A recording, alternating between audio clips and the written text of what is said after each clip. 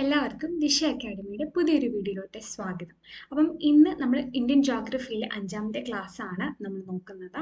അതിൽ നമ്മൾ പോകുന്നത് ഡ്രെയിനേജ് സിസ്റ്റം ഓഫ് ഇന്ത്യ ആണ്. ഇന്ത്യയുടെ ഡ്രെയിനേജ് സിസ്റ്റം എന്ന് പറഞ്ഞാൽ റിവർ സിസ്റ്റം ആണ് നമ്മൾ എന്ത് ചെയ്യുന്നത് പഠിക്കാൻ പോകുന്നത്. അപ്പോൾ ഡ്രെയിനേജ് സിസ്റ്റത്തിനകത്ത് നമ്മൾ റിവേഴ്സിൻ്റെ ട്രിബ്യൂട്ടറീസും അത് പോകുന്നതും അതിൻ്റെ ഇമ്പോർട്ടൻ്റ് ആയിട്ടുള്ള ഫാക്ടേഴ്സും ആണ് നമ്മൾ പഠിക്കുന്നത്. അപ്പം ഇന്ത്യൻ്റെ റിവേഴ്സ്, അപ്പം നമ്മൾ ക്ലാസ്സിലോട്ട് പഠിക്കുന്നതിന് മുന്നേ നമ്മുടെ റിവേഴ്സ് നമ്മൾ എങ്ങനെ ക്ലാസിഫൈ ചെയ്യുന്നു എന്ന് പഠിക്കണം അല്ലേ. അപ്പം നമ്മുടെ ഇന്ത്യൻ റിവേഴ്സ് 2 ടൈപ്പ് ഉണ്ട്. ഹിമാലയൻ റിവേഴ്സും ഉണ്ട്, അതേപോലെ തന്നെ എന്താണ് പെനിൻസുലാർ റിവേഴ്സും ഉണ്ട്. അപ്പം ഇന്ത്യൻ റിവേഴ്സിനെ നമുക്ക് 2ആയിട്ട് ക്ലാസിഫൈ ചെയ്യാൻ പറ്റും. എങ്ങനെയാണെന്ന് അറിയാമോ? ഇന്ത്യൻ റിവേഴ്സിനെ നമുക്ക് 2ആയിട്ട് ക്ലാസിഫൈ ചെയ്യാം. അപ്പൊ ഇന്ത്യൻ റിവേഴ്സ് നമുക്ക് അല്ലെങ്കിൽ ഡ്രെയിനേജ് സിസ്റ്റത്തിനെ നമുക്ക് 2ആയിട്ട് ക്ലാസിഫൈ ചെയ്യാം. എങ്ങനെയൊക്കെയാണ്? ഹിമാലയൻ റിവേഴ്സും അതേപോലെ തന്നെ പെനിൻസുലാർ റിവേഴ്സും. നമ്മൾ ഇന്ത്യയുടെ മാപ്പൊക്കെ കറക്റ്റായിട്ട് നമ്മൾ പഠിക്കുന്നുണ്ട്. അപ്പോൾ ഇന്ത്യയുടെ മാപ്പിൽ നമുക്കറിയാം ഹിമാലയൻ എന്ന് പറയുന്നത് ഇന്ത്യയുടെ നോർത്തേൺ സൈഡിൽ വരുന്ന മൗണ്ടൻ റേഞ്ചുകളിലാണല്ലേ ഹിമാലയൻ എന്ന് പറയുന്നത്. പെനിൻസുലാർ റീജിയൺ എന്ന് പറയുന്നത് ഇന്ത്യയുടെ എന്താണ് പെനിൻസുലയാണ്, അതായത് താഴെയുള്ള പോർഷൻ.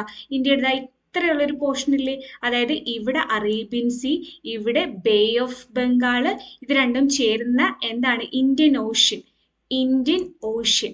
ഇങ്ങനെ 3 സൈഡും എന്താണ് 3 സൈഡും വെള്ളമുള്ള ആ ഒരു റീജിയൻ ഉണ്ടല്ലോ, അതാണ് എന്തെന്ന് പറയുന്നത് ഇന്ത്യൻ പെനിൻസുല എന്ന് പറയുന്നത്. അപ്പൊ ഇന്ത്യൻ പെനിൻസുലയിൽ കൂടി കുറെ റിവേഴ്സ് ഉണ്ട്, അതേപോലെ തന്നെ ഹിമാലയത്തിൽ നിന്നും ഒറിജിനേറ്റ് ചെയ്യുന്ന റിവേഴ്സും ഉണ്ട്.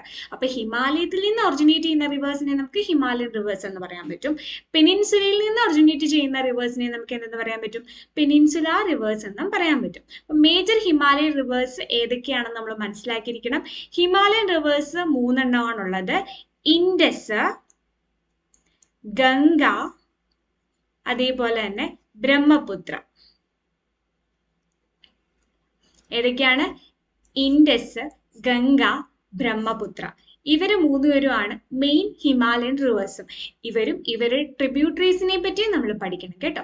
ഇവര് മാത്രമല്ല, ഇവരുടെ പ്രധാനപ്പെട്ട ട്രിബ്യൂട്ടറീസും നമ്മൾ പഠിക്കണം. അപ്പൊ ഡ്രെയിനേജ് സിസ്റ്റത്തിനകത്ത് ഹിമാലയൻ റിവേഴ്സിനകത്ത് നമ്മൾ എന്തൊക്കെ പഠിക്കണം? ഇൻഡസ്, ഗംഗ, ബ്രഹ്മപുത്ര പഠിക്കണം. പെനിൻസുലാർ റിവേഴ്സ് കുറെ റിവേഴ്സ് ഉണ്ട്. കൃഷ്ണ, ഗോദാവരി, കാവേരി, ഇതെല്ലാം പെനിൻസുലാർ റിവേഴ്സിനകത്ത് വരും. ഇനി മെയിൻ ആയിട്ടുള്ള പോയിന്റ് ഇവിടെ കൊടുത്തിട്ടുണ്ട്.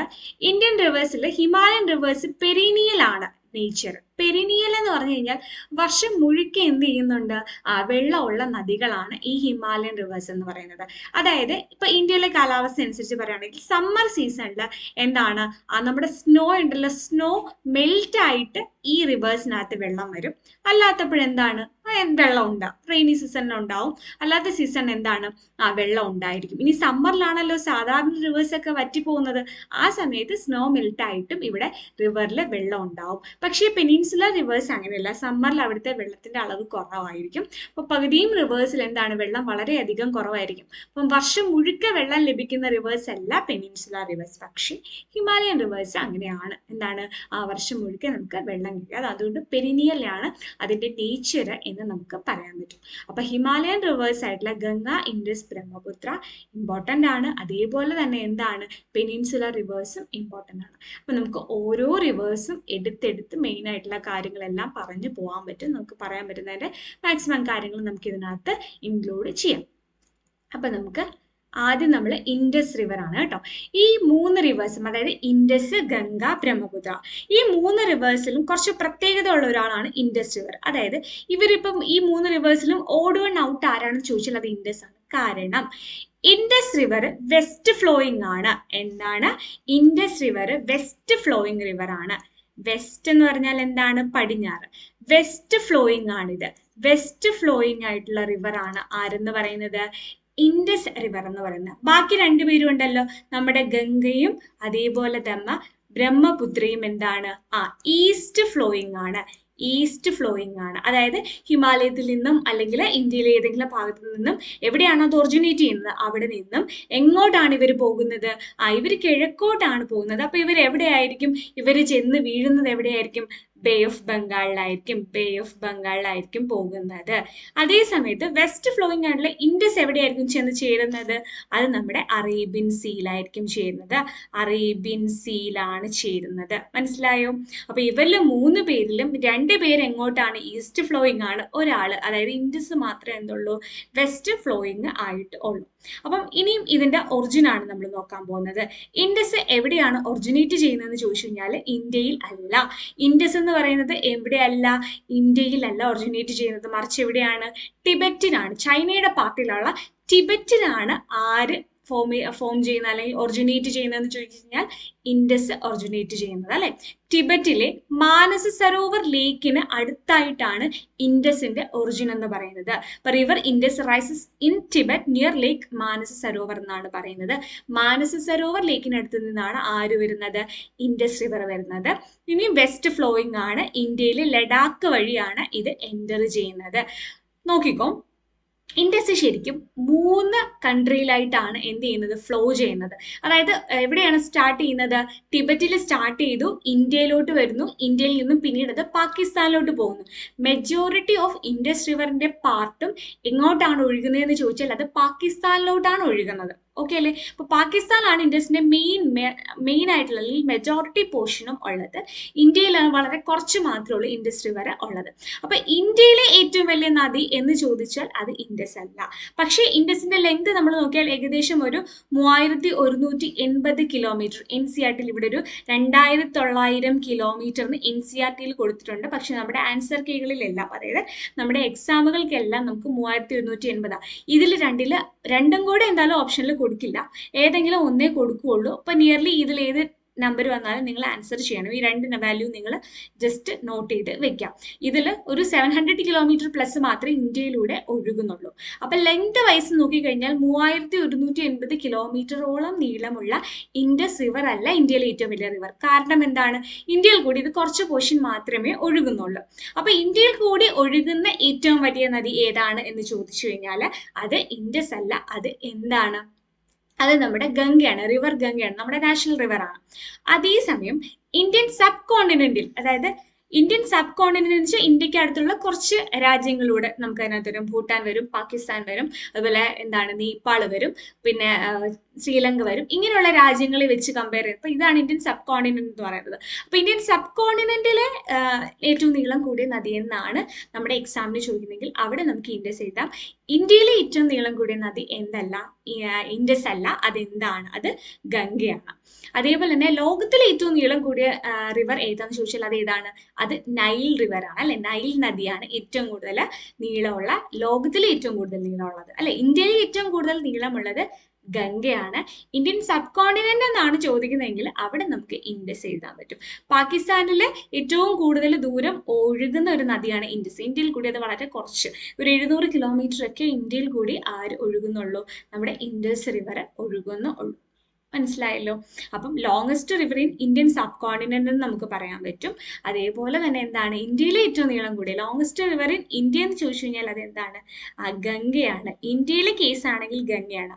ഈ ഗംഗയും അതുപോലെ ഇൻഡസും നമ്മൾ ഹിമാലയൻ റിവേഴ്സിലായിട്ട് പറയുന്നു. പക്ഷേ ഏറ്റവും കൂടുതൽ വെള്ളം ഉള്ള അല്ലെങ്കിൽ ലാർജസ്റ്റ് റിവർ എന്ന് പറയണമെങ്കിൽ അത് ഇവരെ രണ്ടുപേരെയും പറയാൻ പറ്റില്ല. അതാരാണ്? ബ്രഹ്മപുത്രയാണ്.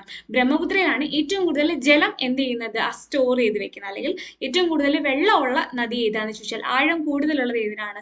ബ്രഹ്മപുത്രയ്ക്കാണ്. അപ്പം അവിടെ ഈ 3 പേർക്കും ഓരോരോ പ്രത്യേകതയുണ്ട്.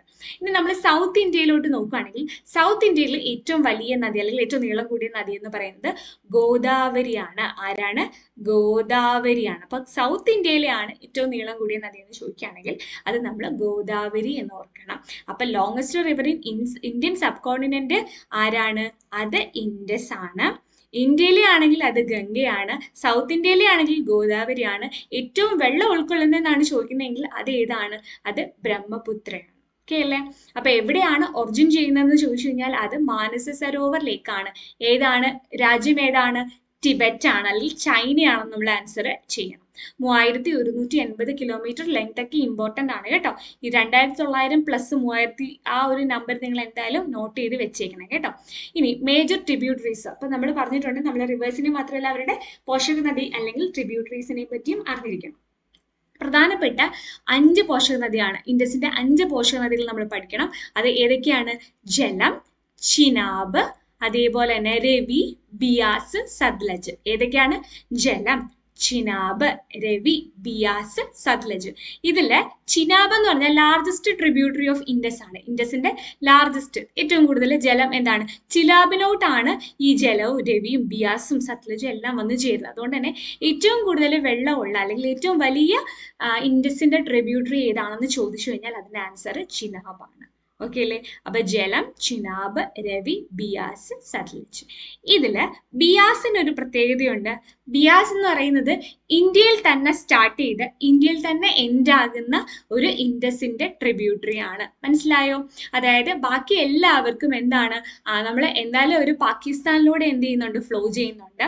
അല്ലെങ്കിൽ സ്റ്റാർട്ട് ചെയ്യുന്ന എവിടെ നിന്നായിരിക്കും? ചൈനയിൽ നിന്ന്. പക്ഷെ ഇന്ത്യയിൽ ഒറിജിൻ ചെയ്ത് അതേപോലെ തന്നെ ഇന്ത്യയിൽ തന്നെ അവസാനിച്ചൊരു നദിയാണ് ആരെന്ന് പറഞ്ഞ ബിയാസ് എന്ന് പറയുന്നത്. അപ്പൊ ഇൻഡസ് റിവറിന്റെ ട്രിബ്യൂട്ടറീസിലെ ഏറ്റവും ഷോർട്ടസ്റ്റ് ആയിട്ടുള്ള ഏറ്റവും നീളം കുറഞ്ഞ നദി ഏതാന്ന് ചോദിച്ചാലും ആൻസർ നിങ്ങൾ ബിയാസ് തന്നെ പറയണം. കാരണം ഇന്ത്യയിലാണ് ഇത് തുടങ്ങുന്നത്, ഇന്ത്യയിൽ തന്നെ ഇത് അവസാനിക്കുകയും ചെയ്യുന്നത്. അതുകൊണ്ട് വളരെ ചെറിയ നദിയാണ് ആരെന്ന് പറയുന്നത്? നമ്മുടെ ഈ ബിയാസ് എന്ന് പറയുന്നത്. അപ്പൊ ഇൻഡസ് റിവറിനെ പറ്റി നമ്മൾ എന്തൊക്കെ പറഞ്ഞു? വെസ്റ്റ് ഫ്ലോയിങ് ആണ്, മാനസ സരോവർ ലേക്കിനടുത്ത് നിന്നാണ് ഇത് ഒറിജിനേറ്റ് ചെയ്യുന്നത്. ഇത് ഇന്ത്യയിലോട്ട് വരുന്നത് ഏത് ഡിസ്ട്രിക്റ്റിലൂടെയാണെന്ന് ചോദിച്ചാൽ അത് ലഡാക്കിലൂടെയാണ്. ജമ്മു ആൻഡ് കാശ്മീരിൽ ലഡാക്കിലൂടെയാണ് വരുന്നത്. ഇനി ലഡാക്കിൽ ഒരു മെയിൻ സിറ്റി ഉണ്ടല്ലോ, ലേ സിറ്റി. അപ്പൊ ലേ സിറ്റി എന്ത് ചെയ്യുന്നുണ്ട്? ആ ലേ സിറ്റി ചുറ്റിയാണ് നമ്മുടെ ഈ ഇൻഡസ് റിവർ ഇന്ത്യയിലോട്ട് വരുന്നത്. അപ്പം ലേ സിറ്റിയുടെ ബാങ്കിൽ അല്ലെങ്കിൽ ഈ നമ്മുടെ ഇൻഡസ് റിവറിന്റെ ബാങ്കിലുള്ള ഒരു സിറ്റിയാണ് എന്തെന്ന് പറയുന്നത്? നമ്മുടെ ലേ സിറ്റി എന്ന് നമുക്ക് പറയാൻ പറ്റും. ഓക്കെ അല്ലേ? അപ്പം നമ്മുടെ ഇൻഡസ് റിവറിൽ നമ്മൾ ഇത്രയും ഇമ്പോർട്ടൻ്റ് ആയിട്ടുള്ള കാര്യങ്ങളാണ് പറഞ്ഞത്. അപ്പം ലേ സിറ്റിയിൽ ഇങ്ങനെ ലേ സിറ്റിയെ തുടർന്ന് വരുന്ന സമയത്ത് ഷിയൂക്ക് എന്നൊരു നദിയുമായിട്ട് ഷിയൂക്ക് എന്നൊരു നദി നമ്മുടെ ഇൻഡസ് റിവറുമായിട്ട് മിക്സപ്പ് ചെയ്തിട്ടാണ് പിന്നീട് ഒഴുകുന്നത്. അപ്പൊ ഇൻഡസ് റിവർ ഇന്ത്യയിലോട്ട് വരുന്നത് ഇതിലൂടെയാണെന്ന് ചോദിച്ചാൽ ലഡാക്കിലൂടെയാണ് വരുന്നത്. അതും ഇമ്പോർട്ടൻ്റ് ആണ്. ലഡാക്ക് എന്ന് പറയുന്നത് ഇമ്പോർട്ടൻ്റ് ആണ്. ഓക്കെ അല്ലേ? ഓക്കെ. ഇനിയും മേജർ ട്രിബ്യൂട്ടറീസ് നമ്മൾ പറഞ്ഞു. ജലം, ചിനാബ്, രവി, ബിയാസ്, സത്ലജ്. ഓരോന്നിനെയും നമ്മൾ ഇമ്പോർട്ടൻ്റ് ആയിട്ടുള്ള കുറച്ച് കാര്യങ്ങൾ നമ്മളൊന്ന് പറയണം കേട്ടോ. ഇനി ഞാൻ നേരത്തെ പറഞ്ഞല്ലോ പാകിസ്ഥാനിലൂടെയാണ് മെജോറിറ്റി ഫ്ലോ ചെയ്യുന്നതെന്ന് പറഞ്ഞു. അപ്പൊ പാകിസ്ഥാന്റെ ലൈഫ് ലൈൻ എന്ന് അറിയപ്പെടുന്ന റിവർ ഏതാന്ന് ചോദിച്ചാൽ അത് ഇൻഡസ് ആണ് കേട്ടോ. പാകിസ്ഥാനിലൂടെ കൂടുതൽ ഒഴുകുന്നു. പാകിസ്ഥാനിൽ മെയിൻ ആയിട്ടുള്ള കൃഷിയൊക്കെ ഡിപ്പെൻഡ് ചെയ്യുന്നത് ഇൻഡസ് റിവറിനെ വെച്ചിട്ടാണ്. സോ ഇൻഡസ് റിവർ എന്താണ്? പാകിസ്ഥാന്റെ ലൈഫ് ലൈൻ ആണ്. ഇനി പാകിസ്ഥാനിലെ 2 പ്ലേസ് നിങ്ങൾ ഓർത്ത് വെക്കണം. മിത്താൻകോട്ടും അതേപോലെ തന്നെ നമ്മൾ ഓർത്ത് വെക്കേണ്ടതാണ് കറാച്ചി. മിത്താൻകോട്ടിന്റെ പ്രത്യേകത എന്താണെന്ന് ചോദിച്ചു കഴിഞ്ഞാൽ മിത്താൻകോട്ടിൽ വെച്ചിട്ടാണ് ഈ ഇൻഡസിലെ എല്ലാ റിവേഴ്സും, അതായത് നമ്മുടെ ജലം, ചിനാബ്, രവി, ബിയാസ്, സത്ലജ് ഇതെല്ലാം ഇൻഡസുമായി ജോയിൻ ചെയ്യുന്നത്. അതായത് ഇനി അങ്ങോട്ട് മിത്താൻകോട്ടിൽ നിന്ന് അങ്ങോട്ട് ഈ നമ്മുടെ ട്രിബ്യൂട്ടറീസ് ഒന്നും ഇല്ല. എന്താണ്? ഇൻഡസ് മാത്രമേ ഉള്ളൂ. അതായത് പല പല വഴികളിൽ വരുന്നവരെല്ലാവരും മിത്താൻകോട്ടിൽ വെച്ചിട്ട് എന്ത് ചെയ്യുന്നുണ്ട്? ജോയിൻ ചെയ്യുകയാണ് ചെയ്യുന്നത്. അപ്പം മിത്താൻകോട്ടിൽ വെച്ചിട്ടാണ് ട്രിബ്യൂട്ടറീസ് എല്ലാം ജോയിൻ ചെയ്തിട്ട് ഇൻഡസ് റിവർ ആയിട്ട് ഒഴുകുന്നത്. ഇനി കറാച്ചിക്ക് ഒരു ഈസ്റ്റ് സൈഡിൽ വെച്ചിട്ട്, കറാച്ചിക്ക് കിഴക്ക് വശത്ത് വെച്ചിട്ട് അവർ എന്തായിട്ട് ചെയ്യുന്നുണ്ട്? അറേബ്യൻ സീയിൽ ചെന്ന് പതിക്കുന്നുണ്ട്. അപ്പൊ അറേബ്യൻ സീയിലോട്ട് ഇവർ വരുന്നത് കറാച്ചിയിൽ വെച്ചിട്ടാണ്. അപ്പൊ കറാച്ചിക്ക് അടുത്ത് വെച്ചിട്ട് ഇവർ എന്ത് ചെയ്യും?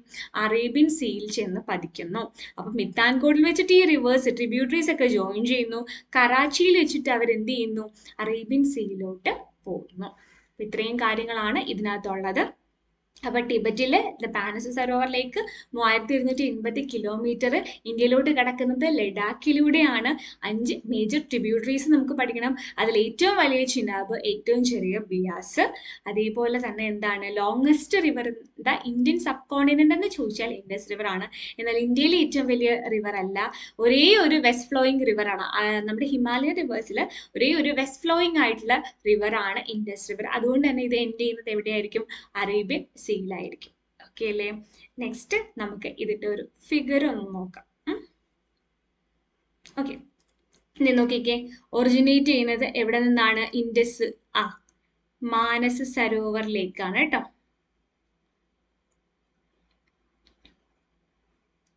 ലേക്കിനടുത്ത് വെച്ചിട്ട് നമ്മുടെ ഇൻഡസ് ഒറിജിനേറ്റ് ചെയ്യുന്ന ഇതാണ് ലഡാക്ക്. ഇത് ലഡാക്ക് ആണ്. ലഡാക്കിലൂടെ ഇത് ഫ്ലോ ചെയ്തിട്ട് ഇതാ ചില്ലാർ എന്ന് പറഞ്ഞ സ്ഥലത്ത് വെച്ച് ഇന്ത്യയിൽ നിന്നും ചില്ലാറിൽ വെച്ചിട്ട് ഇന്ത്യയിൽ നിന്നും ഇത് എങ്ങോട്ട് പോകുന്നു? ഇന്ത്യയിൽ നിന്നും പാകിസ്ഥാനിലോട്ട് പോവാണ്. ആര്? ഇൻഡസ്. അപ്പൊ ഇൻഡസ് മാൻസരോവറിലേക്ക് നിന്ന് എന്ത് ചെയ്യുന്നുണ്ട്? ഒറിജിനേറ്റ് ചെയ്യുന്നു. ലഡാക്കിലൂടെ ഇന്ത്യയിൽ വന്നിട്ട് ഇന്ത്യയിൽ നിന്ന് ചില്ലാറിലൂടെ ഇത് എന്ത് ചെയ്യുന്നു? തിരിച്ച് പാകിസ്ഥാനിലോട്ട് തന്നെ പോകുന്നു. ഇതിന്റെ നോക്കിക്കേ, ഈ പാകിസ്ഥാനിൽ ഏകദേശം ഇതിന്റെ മേജർ പോർഷനും ഒഴുകുന്നത് എവിടെയാണ്? പാകിസ്ഥാനാണ്. ഇവിടെ എന്താണ്? മിത്താൻകോട്ടാണ്. ഇവിടെ മിത്താൻകോട്ടാണ്. ഇനി നോക്കിക്കോ, അടുത്ത നമ്മൾ ജലം. ജലം ഒറിജിനേറ്റ് ചെയ്യുന്നത് ജമ്മു ആൻഡ് കാശ്മീരിലാണ് കേട്ടോ. ജമ്മുവിലാണ് എന്ത് ചെയ്യുന്നത്? ഇതാണ് ജമ്മു ആൻഡ് കാശ്മീർ. ഈ ജമ്മുവിലാണ് എന്ത് ചെയ്യുന്നത്? നമ്മുടെ ജലം ഒറിജിനേറ്റ് ജെ വെച്ചിട്ട് കണക്ട് ചെയ്യാം. ജമ്മുവിൽ ഒറിജിനേറ്റ് ചെയ്യുന്നത് ജലമാണ്. അപ്പം ജമ്മുവിൽ ഒറിജിനേറ്റ് ചെയ്തിട്ട് അതെന്ത് ചെയ്യുന്നുണ്ട്? നമ്മുടെ പാകിസ്ഥാനിലോട്ട് ഫ്ലോ ചെയ്യുന്നു. അപ്പൊ ജമ്മുവിൽ ഒറിജിനേറ്റ് ചെയ്യുന്നു. ഇനി നോക്കിക്കേ, ചിനാബും ബിയാസും രവിയും ഇവര് 3 പേരും ഒറിജിനേറ്റ് ചെയ്യുന്നത് എവിടെ നിന്നാണെന്നറിയോ? ഇവര് 3 പേരും ഹിമാചൽ പ്രദേശിൽ നിന്നാണ് ഒറിജിനേറ്റ് ചെയ്യുന്നത്. ഹിമാചൽ പ്രദേശിൽ നിന്നാണ് ഒറിജിനേറ്റ് ചെയ്യുന്നത്. അപ്പൊ അത് ഈ ഒരു ഫിഗർ നോക്കി പഠിക്കണം. ചൈനയിൽ നിന്നും ടിബറ്റിൽ നിന്നും ഫ്ലോ ചെയ്ത് ഇൻഡസ് വരുന്നു. ജലം ജമ്മു ആൻഡ് കാശ്മീരിൽ നിന്ന് വരുന്നു. ചിനാബ്, രവി, ബിയാസ് ഹിമാചൽ പ്രദേശിൽ നിന്ന് ഒറിജിനേറ്റ് ചെയ്യുന്നു. ഇനി ആരോള? സത്ലജ് എവിടെ നിന്നാണ് വരുന്നത്? ചൈനയിൽ ടിബറ്റിൽ നിന്നാണ് കേട്ടോ വരുന്നത്. ടിബറ്റിൽ നിന്നാണ് ഒറിജിനേറ്റ് ചെയ്യുന്നത്. അപ്പൊ ഈ 3 പേര്, അതായത് നമ്മുടെ ജലം, ചിനാബ്, രവി, ഇവര് 3 പേരും ഇന്ത്യയിൽ നിന്ന് തന്നെയാണ് ഒറിജിനേറ്റ് ചെയ്യുന്നത്. ജലം, ജിനാബ്, ബിയാസ്, രവി, ഇവർ 4 പേരും ഇന്ത്യയിൽ നിന്നാണ് ഒറിജിനേറ്റ് ചെയ്യുന്നത്. ഇതിൽ 3 പേര് നമ്മുടെ ചിനാബ്, രവി, ബിയാസും ഹിമാചൽ പ്രദേശിൽ നിന്നാണ് വരുന്നത്. ബാക്കി മെയിൻ ഇൻഡസും അതുപോലെ തന്നെ സത്ലജും എന്ത് ചെയ്യുന്നുണ്ട്? ചൈനയിൽ ഒറിജിനേറ്റ് ചെയ്തിട്ട് അത് പിന്നീട് എങ്ങോട്ട് പോവാണ്? പാകിസ്ഥാനിലോട്ട് പോവാണ്. അപ്പം സത്ലജ് ആണ് നമ്മുടെ ഈ ഇൻഡസ് റിവറിന്റെ ട്രിബ്യൂട്ടറിയിലെ ഏറ്റവും നീളം കൂടുതലാണെന്ന് നമുക്ക് പറയാമല്ലോ. ചൈനയിൽ നിന്നും ഇങ്ങനെ ഫ്ലോ ചെയ്ത് എങ്ങോട്ട് പോകുന്നുണ്ട്? പാകിസ്ഥാനിലോട്ട് പോവാണ് ചെയ്യുന്നത്. ഓക്കെ, സത്ലജും ബിയാസും ആയിട്ട് ജോയിൻ ചെയ്യുന്നത് ഈ ഒരു സ്ഥലം ഏതാണെന്നറിയാവോ? ഇത് പഞ്ചാബാണ് കേട്ടോ. ഇത് പഞ്ചാബാണ്. അപ്പൊ ബിയാസും സത്ലജും ജോയിൻ ചെയ്യുന്നത് എവിടെ വെച്ചിട്ടാണ്? പഞ്ചാബിൽ വെച്ചിട്ടാണ്. ഓക്കെ, അപ്പൊ ഇത്രയുമാണ് ഈ ഒരു ഫിഗറിൽ നിന്ന് നമ്മൾ പഠിച്ചു വെക്കേണ്ടത്. ഇത് വരച്ച് പഠിക്കേണ്ടതാണ് കേട്ടോ. വളരെ ഇമ്പോർട്ടന്റ് ആയിട്ടുള്ള ഒരു പിക്ചറാണ് ഇത്. കണ്ടോ? ഈ ഒരു പിക്ചർ അറിയാമെങ്കിൽ നമുക്ക് ഇൻഡസ് റിവറിന്റെ ട്രിബ്യൂട്ടറീസ് എവിടെ നിന്ന് വരുന്നു, എങ്ങോട്ട് പോകുന്നു എന്നുള്ള എല്ലാം ഒരു ഐഡിയ കിട്ടും. ഓക്കെ, ഇൻഡസ് ഇവിടെ കറാച്ചിക്ക് അടുത്ത് വെച്ചിട്ട് അത് എങ്ങോട്ട് പോകുന്നതാണോ? അത് നമ്മുടെ അറേബ്യൻ സീയിലോട്ട് പോവുകയാണ് ചെയ്യുന്നത്. ഫിഗർ ക്ലിയർ ആണല്ലോ. അടുത്തത് ജലം ഒറിജിനേറ്റ് ചെയ്യുന്നത് ജമ്മു ആൻഡ് കാശ്മീർ ആണ്. അപ്പം ജമ്മു ആൻഡ് കാശ്മീരിന്റെ capital, one of the capital ആണ് ഈ ശ്രീനഗർ എന്ന് പറയുന്നത്. ജമ്മു ഉണ്ട്, അതുപോലെ ശ്രീനഗർ ഉണ്ട്. Srinagar summer capital, Jammu winter capital. ഈ ശ്രീനഗർ ഏത് ബാങ്കിലാണെന്ന് ചോദിച്ചാൽ, എന്തിന്റെ തീരത്താണെന്ന് ചോദിച്ചു കഴിഞ്ഞാൽ അത് ജലം റിവർ ആണ് കേട്ടോ. അപ്പൊ ശ്രീനഗർ എന്ന് പറയുന്നത് ജലമാണ്. അതുപോലെ തന്നെ നമ്മുടെ ജമ്മു ആൻഡ് കാശ്മീർ പറയുകയാണെങ്കിൽ, ഇപ്പൊ കാശ്മീർ ഒക്കെ പറയുകയാണെന്നുണ്ടെങ്കിൽ നമ്മൾ ഏതിന്റെ തീരത്താണ്? താബി റിവർ ആണ് ആലോചിക്കുന്നത് കേട്ടോ. താബി റിവറിലാണ്. ഇപ്പൊ ശ്രീനഗർ എന്തിന്റെയാണെന്ന് ചോദിച്ചു കഴിഞ്ഞാൽ ശ്രീനഗർ ഉള്ളത് നമ്മുടെ ജലം റിവറിന്റെ ബാങ്കിലാണ്. അതേപോലെ തന്നെ വൂളാർ ലേക്ക് എന്ന് പറയുന്ന ലേക്ക് എന്തിന്റെ പാർട്ടാണ്? ഈ ജലം റിവറിന്റെ സമീപത്താണ് വൂളാർ ലേക്ക്. കാരണം ജമ്മു ആൻഡ് കാശ്മീരിലാണ് വൂളാർ ലേക്ക്. അപ്പോൾ വൂളാർ ലേക്ക് ഏത് നദിയുടെ തീരത്താണെന്ന് ഒരു ക്വസ്റ്റ്യൻ വന്നാൽ ജലം റിവർ ജസ്റ്റ് കൊടുത്തതേ ഉള്ളൂ. വൂളാർ ലേക്ക് ഏത് നദിയുടെ അടുത്താണ്? ജലം റിവറിന്റെ അടുത്താണ്. ജലം റിവറിലുള്ള ഒരു ഹൈഡ്രോ ഇലക്ട്രിക് പവർ സ്റ്റേഷനാണ് Uri hydro electric power station. Main ആയിട്ടുള്ള പോയിന്റ് ആണ് കേട്ടോ. Uri hydro electric power station ഏത് നദിയിലാണെന്ന് ചോദിച്ചു കഴിഞ്ഞാൽ അത് ജലമാണ്. അപ്പൊ ഏത് റിവറിലാണ് ഈ Uri hydro electric power station locate ചെയ്യുന്നതെന്ന് ചോദിച്ചു കഴിഞ്ഞാൽ അത് ജലമാണ്. അതേപോലെ തന്നെ ഋഗ്വേദത്തില് വിധാസ്ത എന്നറിയപ്പെടുന്നത് ജലം റിവറാണ്. അപ്പൊ ഋഗ്വേദത്തില് വിധാസ്ത എന്നറിയപ്പെടുന്നത് ആരാണ് എന്ന് ചോദിച്ചു കഴിഞ്ഞാൽ അത് ജലം റിവറാണ്. അപ്പൊ ഈ ഋഗ്വേദത്തിലുള്ള ഇവരുടെ പേര് എക്സാമിന് ചോദിച്ചിട്ടുണ്ട്. ചോദിക്കുന്ന ക്വസ്റ്റ്യൻ ആണ്, ഇമ്പോർട്ടൻ്റ്. അതേപോലെ തന്നെ ഈ ഏതൊക്കെ മെയിൻ സിറ്റീസ് ഈ റിവറിന്റെ ഫ്ലോ ചെയ്യുന്നതിലൂടെ പോകുമ്പോൾ നമുക്ക് മെയിൻ സിറ്റീസും കൂടി പറഞ്ഞ് വെക്കണം. അത് ആ മാപ്പ് കറക്റ്റ് ആയിട്ട് അറിയുകയാണെങ്കിൽ നമുക്ക് മനസ്സിലാവും. അപ്പൊ ശ്രീനഗർ എന്തിന്റെ തീരത്താണെന്ന് ചോദിച്ചു കഴിഞ്ഞാൽ ജലത്തിന്റെയാണ്. ഒരു ഹൈഡ്രോ ഇലക്ട്രിക് പവർ സ്റ്റേഷൻ ഏത് നദിയിലാണെന്ന് ചോദിച്ചു കഴിഞ്ഞാൽ അത് ജലത്തിലാണ്. വിദാസ്ത എന്ന ഋഗ്വേദത്തിൽ പരാമർശിക്കുന്നത് ആരെയാണെന്ന് ചോദിച്ചാൽ അത് ജലം തന്നെ ആണ്. ഓക്കെ അല്ലേ? ഇനി അടുത്തത് ചിനാബാണ്. ചിനാബ് വലിയ ട്രിബ്യൂട്ടറി ആണെന്ന് പറഞ്ഞു അല്ലെ. അതായത് ഏറ്റവും കൂടുതൽ വെള്ളം ഉള്ളത് ഇൻഡസ് നമ്മുടെ റിവറിനകത്ത് ലാർജസ്റ്റ് ട്രിബ്യൂട്ടറി ആണ്. ഓക്കെ, ഇനി ചിനാബ് എവിടെ നിന്നാണെന്ന് ചോദിച്ചു കഴിഞ്ഞാൽ നമ്മൾ ഓൾറെഡി പറഞ്ഞു ഹിമാചൽ പ്രദേശ് ആണെന്ന് പറഞ്ഞു. ഹിമാചൽ പ്രദേശിലെ ബാരാലാച്ചില പാസിൽ നിന്നുമാണ് ആര് വരുന്നത്? ഈ പാസ് എന്ന് വെച്ചാൽ ചുരമാണ് കേട്ടോ. ബാരാലാച്ചില പാസ് എന്ന് പറഞ്ഞ ഒരു ചുരമാണ്. ഈ ഒരു പാസിൽ നിന്നാണ് ഈ ചിനാബ് ഒറിജിനേറ്റ് ചെയ്യുന്നത്. ഈ ബാരാലാച്ചില പാസിന്റെ പ്രത്യേകത എന്ന് പറയുന്നത് ഹിമാചൽ പ്രദേശിലെ മാണ്ഡി എന്ന ഒരു പ്രദേശത്തിനെ ആരുമായിട്ട് കണക്ട് ചെയ്യുന്നു? നമ്മുടെ ലഡാക്കിലെ ലേ സിറ്റിയുമായിട്ട് കണക്ട് ചെയ്യുന്ന ഒരു ചുരമാണ് അല്ലെങ്കിൽ ഒരു പാസ് ആണ് ബാരാലാച്ചില പാസ് എന്ന് പറയുന്നത്. അപ്പൊ മാണ്ഡിയും ലേയും തമ്മിൽ കണക്ട് ചെയ്യുന്ന പാസ് ആയിട്ടുള്ള ബാരാലാച്ചിലയിൽ നിന്നും ചിനാബ് ഒറിജിനേറ്റ് ചെയ്യുന്നു. ഇതിന്റെ തുടക്കത്തിൽ ഹെഡ് വാട്ടറിനെ നമ്മൾ പറയുന്നത് ചന്ദ്രഭാഗ എന്നാണ്. 2 റിവറാണ് ചന്ദ്രഭാഗ. അപ്പൊ ഇവരെ ഇങ്ങനെ ചന്ദ്രഭാഗ റിവർ ആയിട്ടാണ് ആദ്യം എന്ത് ചെയ്യുന്നത്? ഇവർ നമ്മുടെ ചിനാബ് ഫ്ലോ ചെയ്യുന്നത്. സോ ഇതിന്റെ ഹെഡ് വാട്ടറിനെ പറയുന്ന പേര് ചന്ദ്രഭാഗ. അതേപോലെ തന്നെ ബഗ്ലിഹാർ ഡാം ഏത് നദിയിലാണെന്ന് ചോദിച്ചു കഴിഞ്ഞാൽ അത് ചിനാബിലാണ്. ഓക്കെ, ബഗ്ലിഹാർ ഡാം എവിടെയാണ്? ചിനാബ് റിവർ. നമ്മൾ ഡാം ഒക്കെ എക്സ്ട്രാ പഠിക്കുന്നതാണ് കേട്ടോ. ഡാം എന്ന് പറയുന്നത് നമ്മൾ സെപ്പറേറ്റ്, നമ്മൾ ലേക്കും അതുപോലെ തന്നെ ഡാമും ഒക്കെ സെപ്പറേറ്റ് പഠിക്കേണ്ടത്. അതുകൊണ്ട് ഞാൻ അതിന്റെ ഡീറ്റെയിൽസ് ഒന്നും പറയുന്നില്ല, നമ്മുടെ ടൈം കുറെ പോകും. അപ്പൊ ഇതായിട്ട് കണക്ട് ചെയ്ത് പഠിക്കാനാണെങ്കിൽ നമ്മുടെ ബഗ്ലിഹാർ ഡാം ഏത് നദിയിലാണെന്ന് ചോദിച്ചു കഴിഞ്ഞാൽ ചിനാബാണ്. Uri hydro electric power station ജലത്തിലാണ്. ബഗ്ലിഹാർ ചിനാബിലാണ്. ഇനി ഋഗ്വേദത്തിലെ അസ്കിനി എന്നറിയപ്പെടുന്ന ഋഗ്വേദത്തിലെ നെയിം ഏതാണ്? ഋഗ്വേദിക് നെയിം ഏതാണ്? അസ്കിനിയാണ് കേട്ടോ. ഋഗ്വേദിക് നെയിം എന്താണ്? അസ്കിനി എന്നറിയപ്പെടുന്നത് ആരെയാണ്? ചിനാബാണ്. അപ്പൊ ജലത്തിനെ വിധാസ്ത എന്നും ചിനാബിനെ അസ്കിനി എന്നുമാണ് ഋഗ്വേദത്തിൽ അറിയപ്പെട്ടിരുന്നത്. നെക്സ്റ്റ് രവി. രവി റിവർ എന്ന് പറയുന്നത് ലാഹോർ സിറ്റിയുടെ തീരത്ത്, രവി റിവറിന്റെ തീരത്തുള്ള മെയിൻ സിറ്റിയാണ് ലാഹോർ സിറ്റി. ലാഹോർ സിറ്റി എന്ന് പറയുന്നത് പാകിസ്ഥാനിലെ ലാഹോർ സിറ്റി എന്ന് പറയുന്നത് രവി റിവറിന്റെ തീരത്താണ്. അപ്പൊ മെയിൻ ആയിട്ട് രവി റിവർ പാകിസ്ഥാനിലൂടെയാണ് ഫ്ലോ ചെയ്യുന്നത്.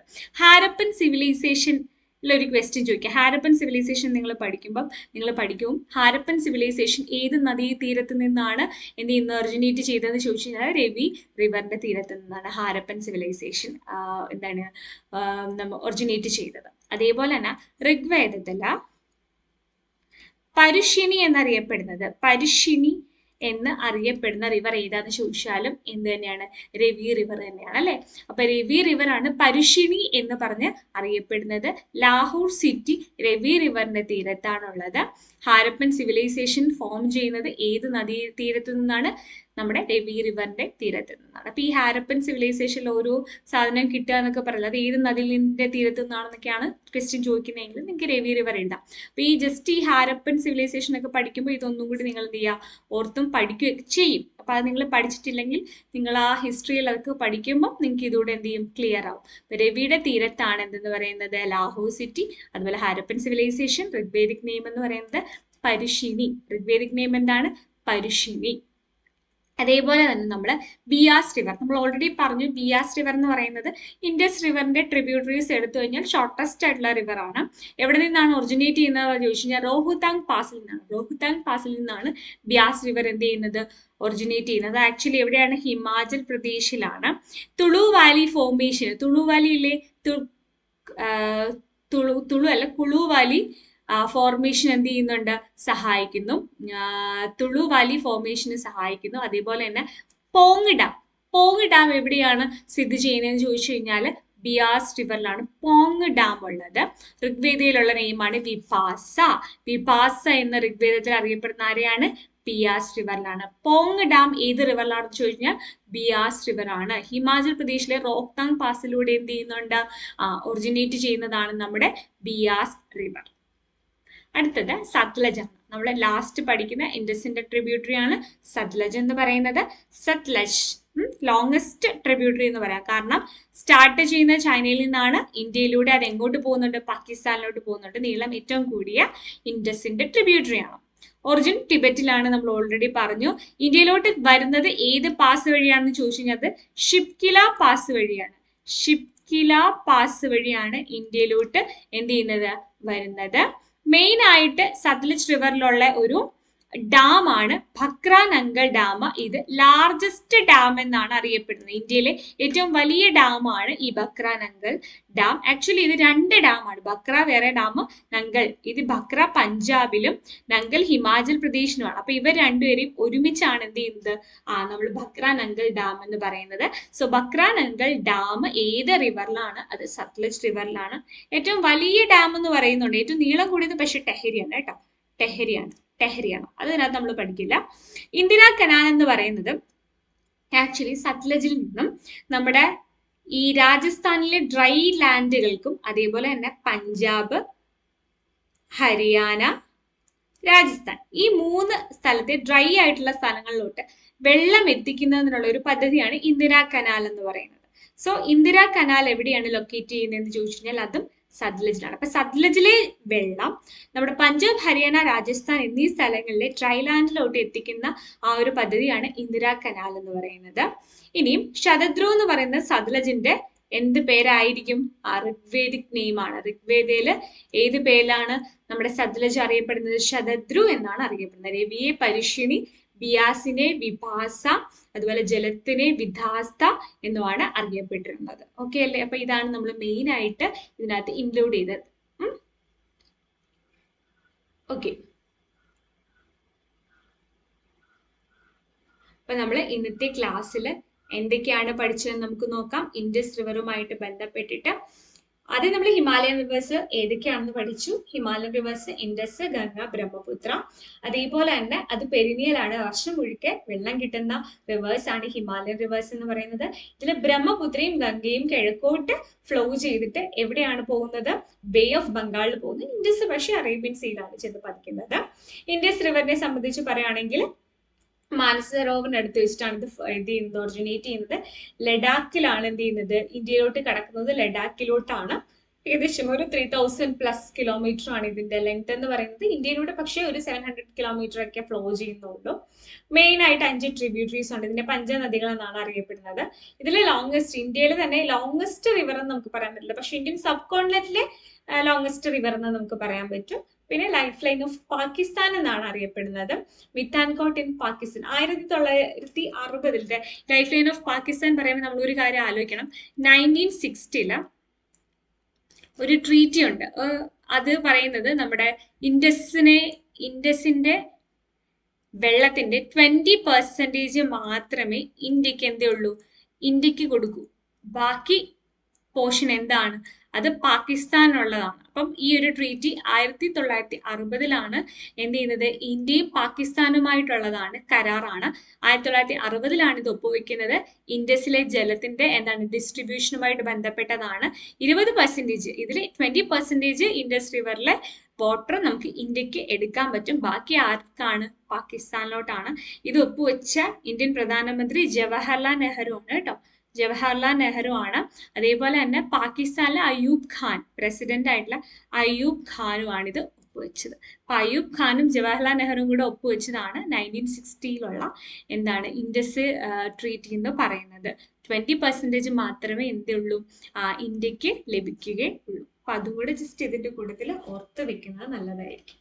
അപ്പം ഇത്രയും കാര്യങ്ങളാണ് നമ്മൾ ഇൻഡസ് റിവറുമായിട്ട് ബന്ധപ്പെട്ട ക്വസ്റ്റ്യൻസ് ഒക്കെ നിങ്ങൾ വർക്ക്ഔട്ട് ചെയ്യുമ്പോൾ കുറെ കാര്യങ്ങളോട് അഡീഷണൽ കിട്ടും. അപ്പൊ ഇന്ന് നമ്മൾ മെയിൻ ആയിട്ടുള്ള ഇത്രയും കാര്യങ്ങളാണ് പഠിക്കുന്നത് ഇൻഡസ് റിവറുമായിട്ട് ബന്ധപ്പെട്ടിട്ട്. അപ്പം അടുത്ത ക്ലാസ്സിൽ നമ്മൾ ഗംഗയുടെയും അതുപോലെ തന്നെ ബ്രഹ്മപുത്രയും പെനിൻസുല റിവേഴ്സും ഒക്കെ നമ്മൾ പഠിക്കണം. സോ ഇന്നത്തെ ക്ലാസ് നമ്മളിവിടെ വൈൻഡ് അപ്പ് ചെയ്യാണ്. All the best.